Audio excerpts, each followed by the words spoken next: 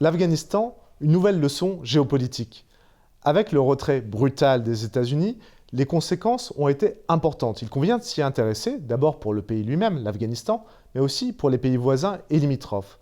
Mais si on va au-delà, il faut aussi s'intéresser aux conséquences et aux évolutions futures qu'on peut attendre de cette situation pour les grandes puissances et pour les rapports de force géopolitiques. Car oui, la géopolitique évolue et est conditionnée par ce qu'il se passe sur le terrain. Il faut donc se poser la question si l'Afghanistan marque un retour de la réelle politique.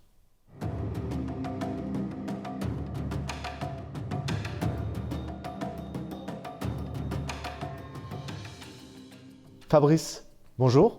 Bonjour Olivier, bonjour à toutes, bonjour à tous. Dans une première séance consacrée à l'Afghanistan, on a eu l'occasion de revenir sur l'impact, les conséquences pour les États-Unis de ce retrait. On a abordé aussi l'Afghanistan en disant la complexité de la situation afghane, tant géographique que socio-ethno-linguistique et historique. On voit bien que les premières répercussions, ce sera pour le pays lui-même, et on peut se demander, est-ce qu'on est capable d'anticiper ce qu'il va se passer pour l'Afghanistan demain et après-demain? Alors ça, c'est une vraie question. Et on pourrait d'emblée dire qu'on a beaucoup plus d'incertitudes et d'interrogations que de réponses absolues. Alors c'est la raison pour laquelle je vais peut-être m'efforcer de commencer par redécliner une certitude sur les événements donc récents d'août 2021. D'autant plus que j'ai pas forcément le sentiment que ce qu'on va dire maintenant a été autant que ça mis en exergue ou mis en lumière. Et pourtant, il y a un vrai paradoxe. C'est que finalement, beaucoup dans les médias ou dans le public se sont alarmés et se sont étonnés de la prise aussi rapide de Kaboul par les talibans. Et il y a même eu une sorte de sentiment de surprise. Alors qu'en fait, s'il y a bien quelque chose qui était sûr, c'est que cet événement-là, la prise non seulement de Kaboul, mais du pouvoir par les talibans, elle était évidente et inexorable. Pourquoi est-ce que je suis en train de dire ça ? Parce que ce qui me paraît très très important dans le cadre de notre séance à rappeler, parce qu'on va en comprendre le lien avec les aspects qu'on va être amené à appréhender par la suite, c'est qu'il y a la signature des accords de Doha le 29 février 2020. Et dans ces accords de Doha, signés par l'administration Trump et par les talibans, en fait, le départ américain est acté avec une contrepartie forte. C'est qu'une fois que les talibans seront au pouvoir, ils feront le maximum pour empêcher qu'il y ait des organisations extrémistes, pour ne pas dire terroristes, extérieures, qui seraient en Afghanistan. Donc on voit bien la contrepartie. C'est un dossier sur lequel les Américains ont été très loin, parce qu'ils ont promis la libération d'ailleurs de 5000 prisonniers. Ce qui me paraît très important à souligner d'emblée, c'est que ça a été fait d'ailleurs en collaboration avec un certain nombre de pays, dont le Pakistan.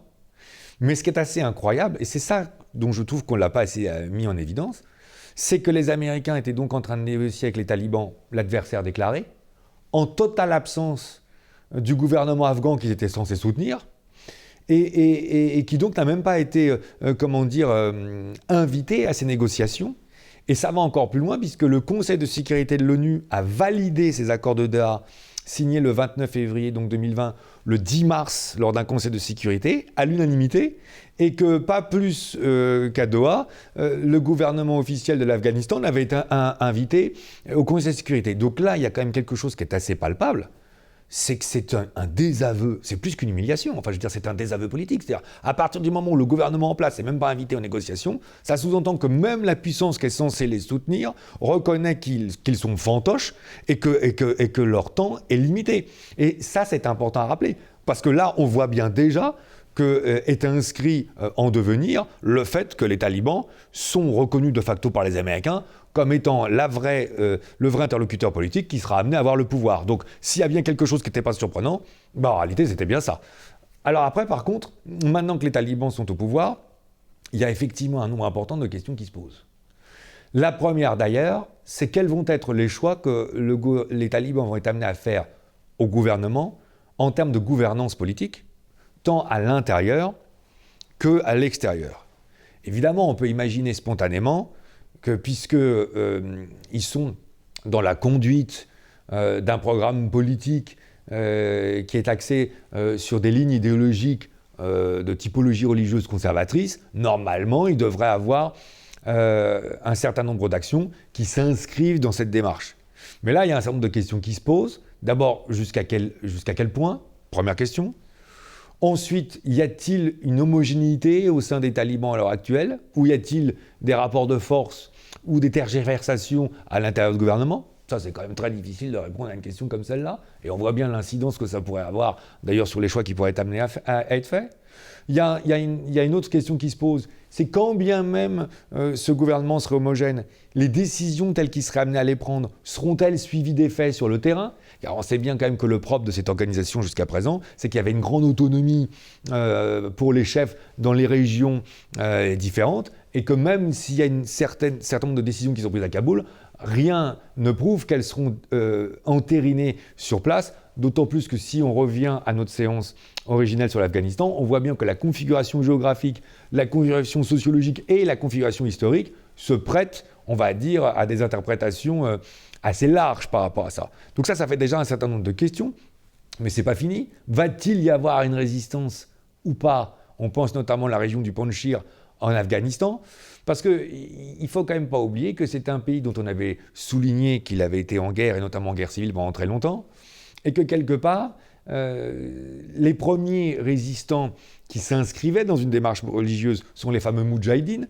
soutenus par les Américains, mais que quand ils sont arrivés au pouvoir dans le courant des années 90, ils avaient été accusés de trop de corruption, et que c'est à cette occasion que les talibans a été un mouvement qui était né pour essayer de rétablir un ordre et surtout pour faire partir la corruption. Donc que va-t-il se passer maintenant que les talibans sont en pouvoir? Donc là, on voit bien qu'il y a déjà un certain nombre de questions qui se posent, sans oublier qu'il y a aussi des questions au niveau international, parce qu'on voit quand même bien que les talibans, là, ne vont pas complètement pouvoir vivre en autarcie, et qu'il va falloir peut-être qu'ils réfléchissent à quels sont les liens qu'ils vont vouloir entretenir, avec quel pays et jusqu'où en termes de négociation. Ce qui va d'ailleurs, normalement, les amener à infléchir peut-être un peu leur logique politique première et à transiger sur un certain nombre de points. Et puis après, il y a un autre aspect qui est fondamental, c'est comment va réagir la société afghane. Et alors là, c'est peut-être l'inconnue la plus importante, parce que ça aussi, c'est un point dont, me semble-t-il, il n'est pas forcément autant souligné que ça. Mais l'Afghanistan dans lequel les talibans ont été au pouvoir entre 1996 et 2001 n'a plus rien à voir avec l'Afghanistan d'aujourd'hui. Déjà, il y a un premier élément, c'est l'élément de la population. On était à peu près à 20 millions d'habitants dans le milieu des années 90, on est aujourd'hui à 40 millions d'habitants. On est dans une situation aussi où il y a une partie de la jeunesse afghane qui a vécu une ouverture sur la société occidentale. Donc, jusqu'à quel point d'ailleurs, jusqu'où c'est partagé dans les autres régions afghanes et jusqu'où ça peut amener à long terme, soit à, disparaître, soit au contraire à altérer la gouvernance des talibans, dont il faut rappeler en plus, c'est très important, qu'ils vont avoir besoin d'un certain nombre de techniciens, financiers, fonctionnaires, scientifiques, et ensuite il y a une dernière chose, alors là pour le coup, me semble-t-il, qu'on a plus que rarement mis en avant, c'est que quand ils sont rentrés à Kaboul, il y a des images qui sont particulièrement désastreuses. C'est les images de la fuite des Afghans vers l'aéroport. Parce qu'on les a toujours perçus sous un angle occidental, montrant une sorte de fuite, presque de déroute américaine. On a fait la comparaison avec le Vietnam dans la séance précédente, et montrant à quel point les Occidentaux ont été pris par surprise. Oui, seulement pour les Afghans, c'est pas très flatteur, ou pour un pouvoir afghan. D'ailleurs, pour n'importe quel pouvoir politique, voir une partie de sa population dont la seule aspiration consiste à fuir quand on arrive au pouvoir, c'est quand même non seulement peu flatteur, mais presque problématique. Donc c'est toutes ces questions-là qui se posent. Et alors, en plus, va y avoir d'autres questions sur les interactions avec les voisins immédiats.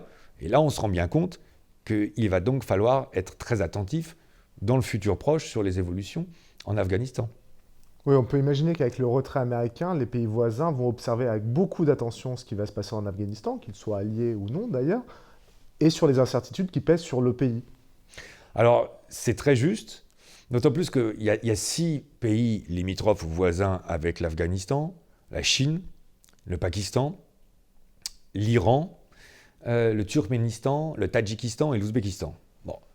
Et là, on va s'efforcer de voir un petit peu quelles pourraient être les interactions ou les tendances lourdes.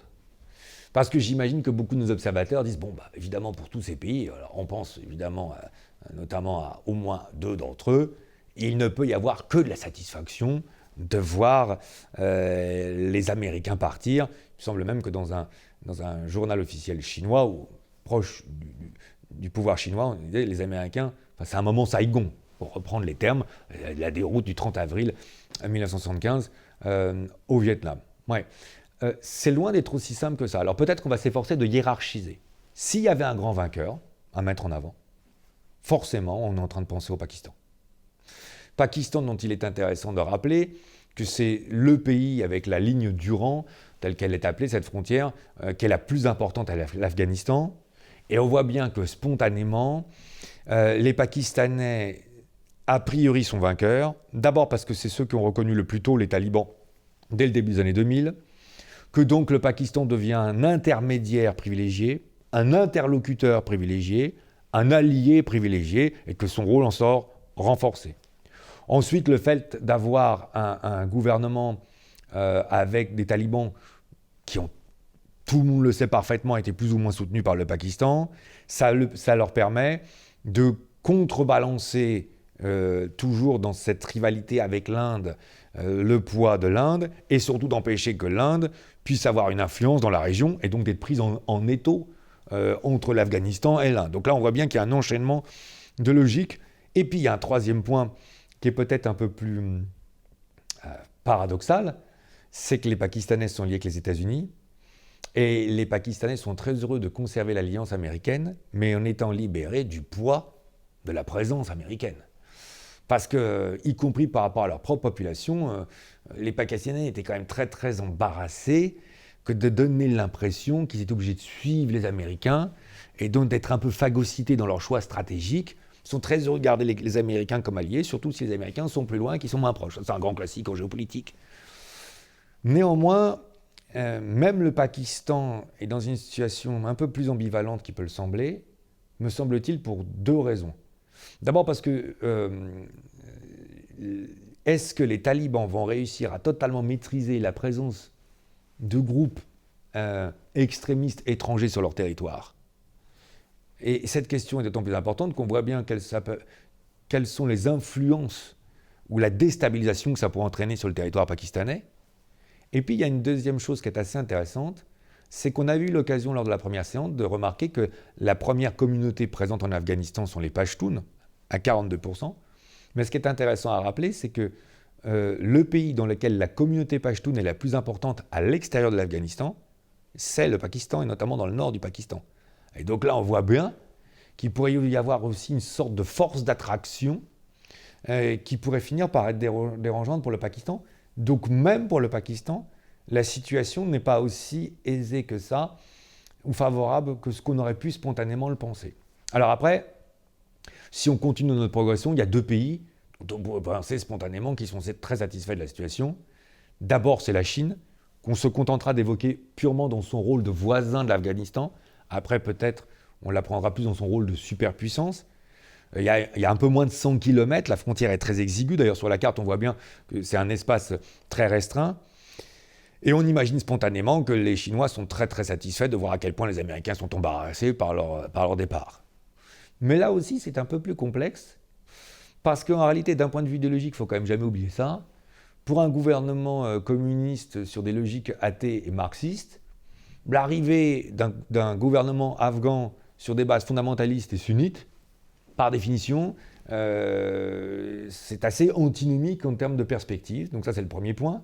Et puis il y a un deuxième point, c'est qu'il ne faut quand même pas oublier qu'il y a une répression très forte ou très lourde, pour ne pas dire plus, de la République populaire de Chine envers la population ouïghour, qui est de confession musulmane. Et on voit bien que la Chine craint énormément que l'arrivée d'un gouvernement taliban en Afghanistan renforce la résistance des Ouïghours sur le territoire chinois face à leur propre pression. C'est la raison pour laquelle, d'ailleurs, premier message de Realpolitik, les Chinois n'ont pas hésité, le ministre des Affaires étrangères chinois n'a pas hésité fin juillet 2021 à rencontrer des responsables talibans. Et là, on voit bien qu'il y a une sorte de deal, parce que les talibans ont promis que le territoire afghan ne servirait pas de base arrière à une résistance ouïghour. Mais en contrepartie, la Chine reconnaît bien volontiers le gouvernement taliban, ce qui est une reconnaissance internationale qui est indispensable pour le gouvernement taliban en Afghanistan. Donc là, on voit bien déjà que c'est moins évident. Et puis, il y a l'Iran. Et alors, évidemment, l'Iran a toujours contesté la présence américaine dans la région, mais il ne faut quand même pas oublier que l'Iran est chiite et que l'Iran ne voit évidemment pas d'un bon œil une gouvernance sur des bases religieuses sunnites en Afghanistan. Ça, c'est la première chose. Qu'ensuite, l'Iran craint énormément une arrivée massive d'une population qui fuirait le pouvoir taliban, puisque maintenant, évidemment, ça n'est plus possible par voie aérienne. Et il faut savoir qu'au moment où on parle, il y a déjà, on estime, à peu près 3 millions d'Afghans sur le territoire iranien. D'ailleurs, ces dernières semaines, c'était assez impressionnant de voir que l'Iran communiquait énormément sur la modernisation de ses frontières, en termes de contrôle, de logistique déployée, pour surveiller le passage, et que cette communication, vous voyez bien, était principalement en direction des pays occidentaux. Donc on voit bien que là, il y a quelque chose. Et puis un dernier point d'achoppement ou de friction potentielle, c'est que la troisième communauté en Afghanistan, c'est les Hazaras, qui sont chiites, et l'Iran se méfie énormément d'une répression de talibans sunnites telle qu'on pourrait l'appréhender. Donc là, on voit bien qu'on est dans quelque chose de moins évident que ce qu'on eût pu spontanément penser. Et puis après, plus au nord, il y a nos trois républiques, donc qu'on a évoquées, Turkménistan, Tadjikistan et Ouzbékistan, qui font partie de l'ancien giron soviétique. Et là, tout d'un coup, il y a un autre acteur qui est en train de se profiler, qui est clairement la Russie, parce que là, clairement, le sentiment qui prédomine, c'est la crainte.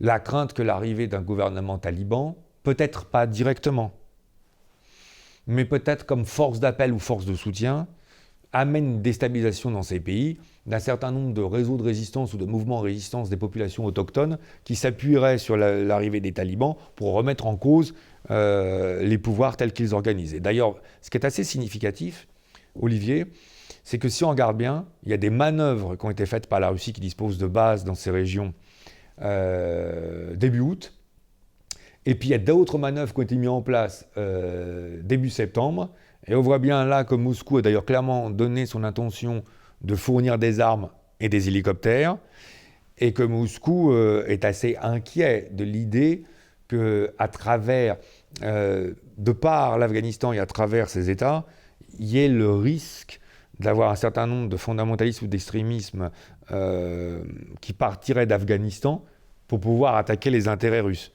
Donc finalement, on se rend compte que dans la région, on est quand même très très méfiant et très très inquiet de la situation, et on est peut-être moins dans l'euphorie attendue et plus dans l'expectative. Oui, d'autant qu'il y a le regard qui est tourné vers l'Afghanistan et les conséquences que ça pourrait avoir pour les pays dont il était question, mais il y a aussi le regard que les pays s'adressent les uns les autres pour voir comment ils vont se positionner par rapport à cette nouvelle situation, et peut-être un rééquilibrage ou une réévaluation des rapports de force entre eux. Alors là, ce qui est très intéressant, c'est que là, on élargit de plus en plus notre spectre. Bien sûr. Et là alors, il était indispensable d'évoquer ce qu'on pouvait sur l'Afghanistan et sur l'environnement immédiat. C'était quand même la moindre des choses. Mais effectivement, comme souvent en géopolitique, maintenant, on va rentrer dans des interactions ou des conséquences entre les puissances. Et là, me semble-t-il, il y a deux grands points à mettre en avant et deux réflexions à mener ensemble. D'abord, paradoxalement, il est indiscutable, on a parlé du terme d'échec dans la séance précédente pour les Américains, dont on avait souligné d'ailleurs qu'il faudrait absolument que pour les Américains, ils évitent que ça se transforme en défaite, mais il n'en reste pas moins vrai que l'image de l'échec est très présente, a fortiori sur les images qu'on a rappelées, et que donc elles sont véhiculées partout dans le monde. Paradoxalement, ce n'est pas forcément bon signe pour les autres puissances, et là, il va falloir que je m'explique. Parce qu'on peut se dire, bah oui, mais il y a un affaiblissement, on va y venir. Mais c'est peut-être dû aussi au fait que pendant 20 ou 30 ans, dans le monde, les États-Unis étaient tout seuls. C'était la superpuissance, c'était même l'hyperpuissance, selon le mot consacré par l'ancien ministre des Affaires étrangères Hubert Védrine, c'est-à-dire en gros, à la sortie de la guerre froide, bah, il n'y a plus qu'eux, quoi. Et donc en fait, à chaque fois qu'il y avait un problème quelque part, ou à chaque fois qu'on est dans une situation quelque part, bah, finalement c'est les Américains qui devaient gérer, et sur tous les fronts. Et on se retrouve dans une situation où, quand vous remettez en cause la logique ou l'ordre mondial, bah forcément vous vous mettez à vous confronter face aux États-Unis. Et c'est là où, paradoxalement, on pourrait peut-être se rappeler les propos de Metternich, le chancelier de l'Empire autrichien, qui disait de toute façon, pour exister, il n'y a qu'une seule solution, il faut s'opposer à Napoléon. C'est-à-dire qu'il faut s'opposer à la puissance dominante. Or, aujourd'hui, on sent bien distinctement qu'on n'est plus du tout dans ce cas de figure, on va y revenir, qu'on est plutôt dans un monde multipolaire, et que donc, les risques ou les problèmes vont devoir être partagés. Ce n'est pas forcément une aussi bonne nouvelle que ça pour la Russie, pour la Chine ou pour les autres puissances qui auraient des velléités de concurrence par rapport aux États-Unis. Ça, c'est le premier point. Ensuite, il y a un deuxième point, c'est qu'évidemment, les Américains perdent de la crédibilité. Enfin, je veux dire, ça, c'est pas possible autrement pour l'instant. Et ils perdent d'autant plus de la crédibilité qu'ils partent d'Afghanistan. Donc, on peut clairement dire quelle peut être la crédibilité des Américains, non seulement à conduire une guerre de façon victorieuse, mais à rester durablement auprès de leurs alliés, qui étaient les Afghans. Et cette question se pose d'autant plus avec acuité qu'il faut rappeler que sous la présidence Trump, les Américains avaient décidé du jour au lendemain d'abandonner les Kurdes. Donc là, il y a une sorte de résonance qui pourrait encourager certaines puissances qui voudraient challenger, si vous me permettez cet anglicisme, les États-Unis, que de dire ils sont peut-être en situation difficile, ils sont peut-être en situation délicate, c'est peut-être le moment privilégié que de voir jusqu'où on peut aller. Et là, on se retrouve dans la combinaison d'un ouvrage qu'on avait évoqué en septembre 2019, Le piège uticide de Graham Allison, où on voit bien qu'il y a une puissance qui est en situation, Sparte et Athènes, et qu'il y a une puissance qui monte, et que dans la situation où la puissance en situation a l'air d'être mise en difficulté, évidemment la tentation, c'est le terme tentation est important, pour la puissance qui cherche à remettre en cause cette hégémonie, elle va être plus importante. Et on voit évidemment la Chine, et on entend d'ailleurs, de façon de plus en plus persistante, la Chine qui dit dorénavant, les États-Unis ne peuvent plus s'opposer à nos desiderata sur Taïwan. Ils le disent, clairement. Et à cette première grille de lecture, on peut en conjuguer une seconde, qui serait les somnambules du professeur Clark, qui, lui, plutôt analysait les causes de la Première Guerre mondiale, parce que, en fait, là où ça pourrait devenir une sorte de machine infernale, c'est que les Américains ont totalement conscience de ça, et qu'évidemment, ils peuvent être poussés à répondre de façon beaucoup plus, brutale, drastique, forte, pour justement éviter de donner l'impression qu'ils sont en situation de faiblesse. Et donc, on pourrait presque être amené à considérer qu'ils sont amenés ou qu'ils sont poussés à agir de façon plus véhémente pour ne surtout pas donner le sentiment qu'ils sont effectivement en déclin. Et on voit bien que la conjugaison de ces deux dynamiques-là est particulièrement redoutable, parce que généralement, dans l'histoire de la géopolitique, c'est celle qui amène les guerres, puisqu'on est dans l'incompréhension de jusqu'où peut-on aller ou jusqu'où l'adversaire peut-il aller. Donc là, on est dans, me semble-t-il, une situation qui a créé directement le départ d'Afghanistan, parce qu'on est dans des incertitudes en termes de repositionnement. Et là, il va falloir que chacun des acteurs mette de côté peut-être ses hubris et ses pulsions, et arrive à analyser de façon très très rationnelle la situation dans laquelle on se trouve, parce que sinon, ça peut nous amener sur des situations de tension assez importantes. La réponse positive qu'on pourrait apporter à ça, c'est que, me semble-t-il, parmi les puissances qu'on évoque, beaucoup ont déjà compris qu'en réalité, c'est parce qu'on est dans une reconfiguration de la géopolitique qu'on est dans la situation dans laquelle on se trouve. Oui, mais justement, on a parlé de la guerre froide, on a parlé de l'après-guerre froide avec une hyperpuissance qui était les États-Unis, d'une reconfiguration où les États-Unis ne sont plus aussi dominants qu'ils ne l'étaient dans le passé. Si on regarde le fonctionnement concret et réel de la géopolitique aujourd'hui, quelles seraient ces règles de fonctionnement ? Là, me semble-t-il, si on est d'abord de plus en plus dans le cœur des enseignements que peuvent apporter l'Afghanistan, et à travers ces deux séances. Et là, il y a deux choses qui sont très importantes à souligner. D'abord, on change de période. Et effectivement, me semble-t-il, on est normalement amené à revenir avec raison à une compréhension de comment fonctionne la géopolitique. La première chose qui consiste à être soulignée là, c'est donc nous changerions de période. À quoi est-ce que je suis en train de faire allusion ? À mon sens, clairement, on a eu une période de 30 ans entre 1991 et 2021. Cette période de 30 ans, c'est la période du rêve occidental, je serais presque tenté de dire du mirage occidental, dans lequel les Occidentaux ont imaginé, à l'issue de la guerre froide, parce qu'ils l'avaient remportée, qu'on pourrait aboutir à un monde sans guerre, sans rivalité entre puissances, entre États, qui donc pourrait donner l'opportunité que d'être plus concentré sur des questions économiques, qui permettrait elle-même d'aboutir à une mondialisation.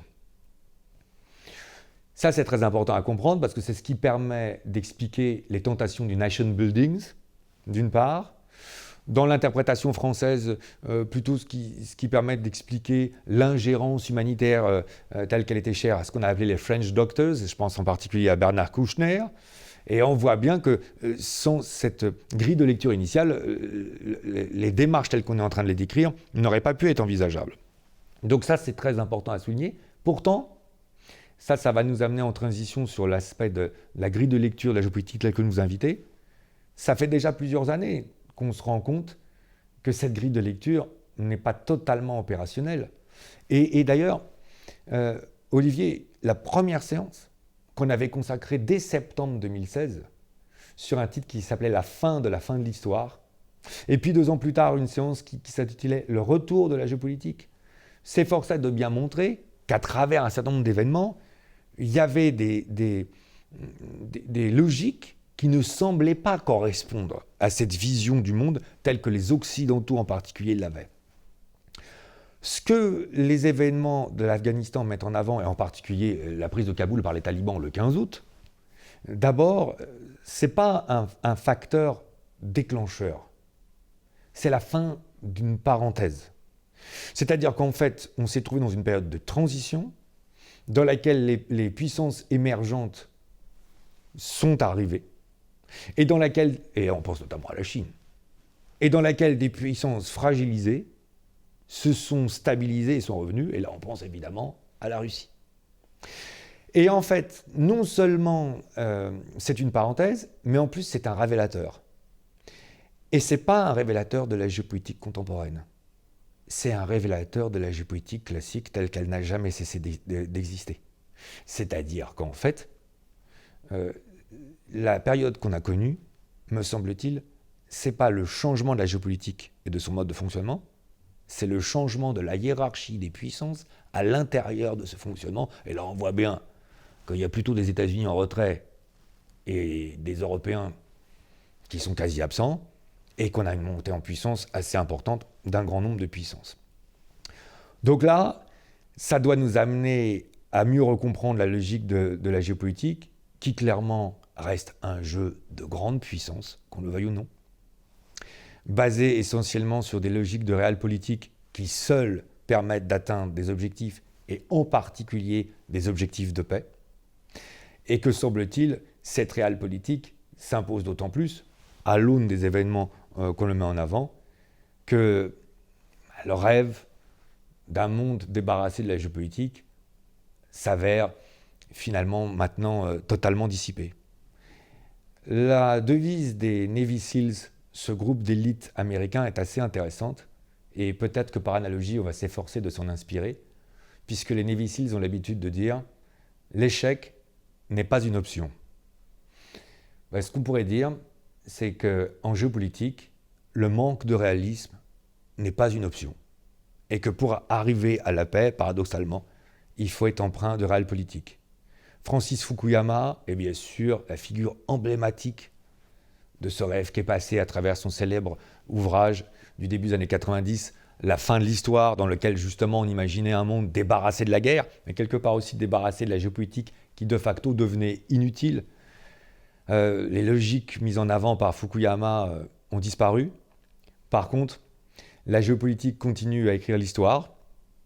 Et dorénavant, ce qu'il sera important pour les Américains et au-delà pour les Occidentaux, c'est de savoir s'ils veulent toujours s'inscrire dans cette histoire et dans cette géopolitique, car sinon, à défaut, l'histoire de la géopolitique s'écrira sans eux. Fabrice, merci pour cette leçon de géopolitique et cette définition de ce qu'est la géopolitique. Merci à vous. Nous voici donc arrivés au terme de cette nouvelle séance des rendez-vous de la géopolitique. Merci à toutes, merci à tous de nous avoir suivis.